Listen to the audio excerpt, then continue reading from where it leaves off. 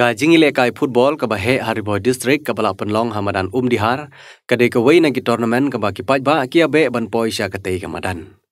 Kane ka tournament menta kadang sa ban pendep sa ka final ban penyekun hapedeng ki art li ki tim. Ha ka semi final ka jingile kai jong ki south li ki tim ka long ba shongshit hadu kata namar ka jingdon jong ki club football ki baklan. Henry kine ki club ki baklan ki bakentup ya ka lamare football club bat ka Maring Warriors football club. Kila syak penremno haka right nongbri football club bat ka Sumer football club.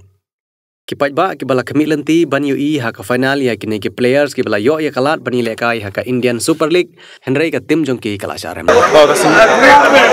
ni so kwen sebenarnya ni lai jam ka final ba pasta bat ba minta sini kalong ni kendo bat ka tim ba Henry ni jok ni so kwen sebenarnya. Hai ni don kecing kerana namar ngiru ni don ikut coba ni ai cikai yang ngiru ini saya praktis lah coba ni don kecing kerana ban job kita final amah costa ya kita ya dan turun bagi ai soweru dan kim combine ke tim ni mulai pasal ya ni don kerana ngira final ini nak kena jangan play benar sih lah tiktok ini harus kena orang liang jongi ke kinoknya jongga unity kom arjar kue ini bukan semua benai kule kita iba baro berlayar pensaki ya kena semi final ke belum hendak sengi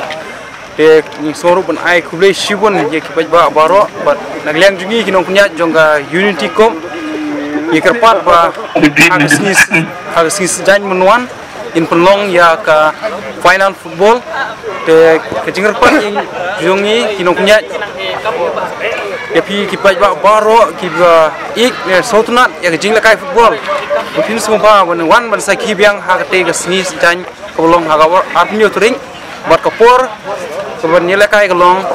arbje hagano paisi ketang ini ki jing kerpat ya pi kipai ba baro bat kublai subun kublai sya jarngu